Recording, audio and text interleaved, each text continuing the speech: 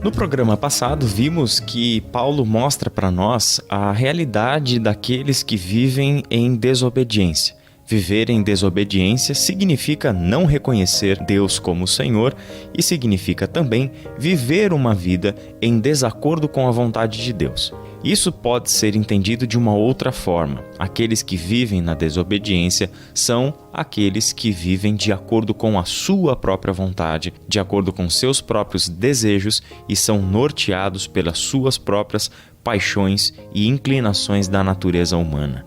Vimos que por causa dessa condição, no qual toda a humanidade sempre se encontrou, foi necessário que Deus fizesse alguma coisa para reverter a nossa história, não só o nosso destino eterno, que era condenado a ser em separação eterna e constante de Deus, mas também o nosso tempo presente, onde desde já poderíamos desfrutar uma vida de obediência, ou seja, uma vida de fidelidade a Deus, onde desfrutaríamos de toda a plenitude de um relacionamento com Deus e viveríamos aquilo que Jesus identificou para os seus discípulos como vida e vida abundante, a vida plena, a vida de Deus que entra para dentro da nossa vida mortal e nos faz ressurgir em uma novidade de vida. Na continuação do capítulo 2 da carta de Paulo aos Efésios, no versículo 4, Paulo diz o seguinte: "Mas Deus é tão rico em misericórdia e nos amou tanto, que embora estivéssemos mortos por causa de nossos pecados,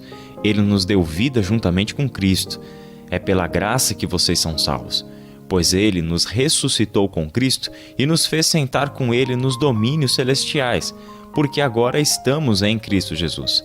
Portanto, nas eras futuras, Deus poderá apontar-nos como exemplos da riqueza insuperável de sua graça, revelada na bondade que Ele demonstrou por nós em Cristo Jesus." Interessante que quando nós pensamos a origem da igreja, normalmente a nossa mente pode pensar que a igreja, como uma instituição religiosa, surgiu em um determinado momento da história, com um agrupamento de pessoas que se reuniam em torno de uma mesma fé, que tinham uma relação de comunhão uns com os outros e assim por diante. Sempre pensamos em igreja de acordo com os formatos modernos de igreja, um prédio, uma reunião, um CNPJ. Pensamos em igreja como uma instituição que tem responsabilidades fiscais, sociais e assim por diante. No entanto, Paulo aqui está mostrando para nós que a origem da igreja é um plano eterno de Deus. A origem da igreja, corpo de Cristo, família de Deus, é muito anterior a tudo aquilo que nós podemos sequer imaginar sobre a realidade da igreja como nós a entendemos e experimentamos hoje em dia. E esse texto talvez mostre um pouco mais sobre isso. Mostra para nós que diante desses homens da humanidade pecadora, desobediente, que vive teimosamente contrária a Deus, manifesta-se um Deus que é tão rico em misericórdia e é todo amor, que embora todos nós estivéssemos mortos, ou seja, um estado de morte que nos conduziria a um destino de morte eterna, e isso tudo por causa dos nossos pecados.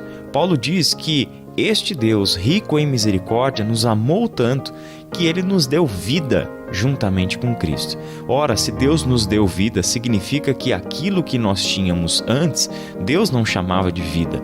Na verdade, vivíamos uma realidade de morte e para a morte. E com Cristo Jesus, Deus nos concede a sua vida plena, a vida eterna, onde tomamos agora parte da família de Deus, como se tivéssemos ganhado um novo sangue correndo em nossas veias, uma nova realidade interior que se manifesta por meio do sacrifício de Jesus Cristo. E Paulo completa dizendo que é pela graça que vocês são salvos. Mortos não podem fazer absolutamente nada para reverter a sua condição. Mortos não podem voltar à vida espontaneamente. É necessário que Deus os trouxesse de volta à vida. E essa foi a experiência de todos aqueles que creem e confessam Jesus Cristo, o Filho de Deus, como Senhor sobre as suas vidas. Essa ação de Deus é, na verdade, a sua graça destinada a nós.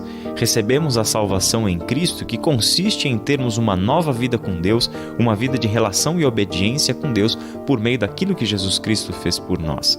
E Paulo fala nos versículos 6 até o versículo 7 que agora estes que foram redimidos, que foram salvos, que ganharam uma nova vida, a vida no poder da ressurreição de Jesus Cristo, agora se tornam para o mundo, ou seja, para aqueles que ainda permanecem na desobediência, na morte, se tornam como que exemplos vivos, como que pessoas que mostram na sua própria existência e na maneira como agora se relacionam com Deus a possibilidade da salvação e da restauração do relacionamento com Deus.